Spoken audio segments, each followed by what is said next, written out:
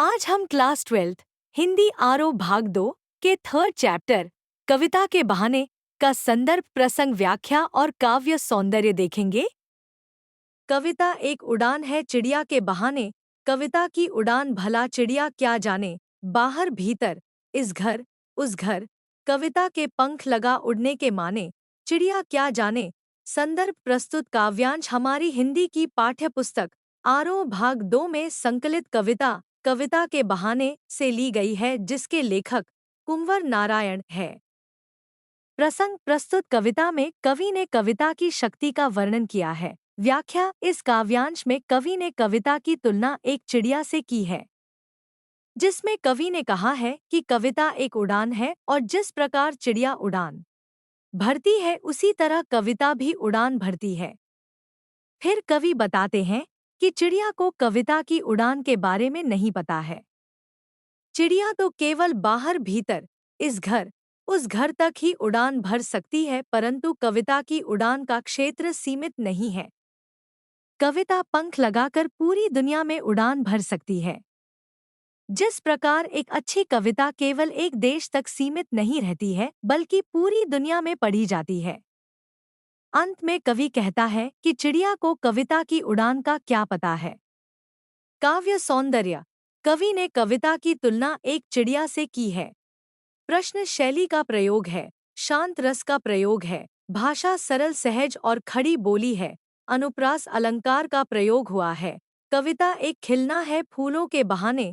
कविता का खिलना भला फूल क्या जाने, बाहर भीतर इस घर उस घर। बिना मुरझाए महकने के माने फूल क्या जाने। प्रसंग इस काव्यांश में कवि ने कविता की तुलना फूलों से की है। व्याख्या प्रस्तुत काव्यांश में कवि ने कविता की तुलना फूलों से की है। कवि कहता है कि कविता भी फूलों की तरह खिलती है। जिस तरह फूल अपने समय पर खिलते हैं, उसी तरह कविता भी खिलती है।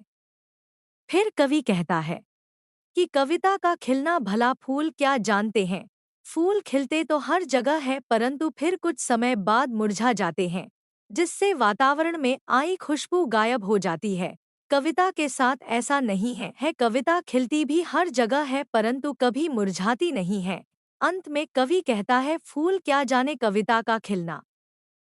काव्य सौंदर्य कवि ने कविता की तुलना फूलों के खिलने से की है। शांत रस है, अनुप्रास अलंकार है, खड़ी बोली भाषा का प्रयोग है, मुक्तक छंद विद्यमान है। कविता एक खेल है बच्चों के बहाने। बाहर भीतर यह घर वह घर, सब घर एक कर देने के माने, बच्चा ही जाने। प्रसंग इस काव्यांश में कवि ने कविता की तुलना बच्चों की क्रीड़ा से की है तथा कविता का सुंदर वर्णन किया है। व्याख्या कवि ने इस काव्यांश में कविता को एक छोटे बच्चे के समान बताया है। कविता भी एक खेल के समान है।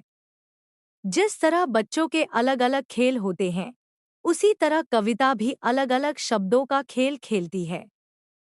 बच्चे घर के बाहर भीतर इस घर उस घर और ऐसे मानो कि सभी घर उनके लिए एक हैं। उसी तरह कविता के लिए भी कोई एक घर नहीं होता है, सभी घर कविता के लिए समान है। जिस प्रकार बच्चों के खेल के लिए समान है, अंत में कवि कहता है कि बच्चे जानते हैं कि खेल कैसे खेले जाते हैं। काव्य सौंदर्य कविता को एक बच्चे के समान बताया गया है। शांत रस का प्रयोग है, अनुप्रास अलंकार है, खड़ी बोली भाषा का प्रयोग है। Thank you for watching. Do like, subscribe and share.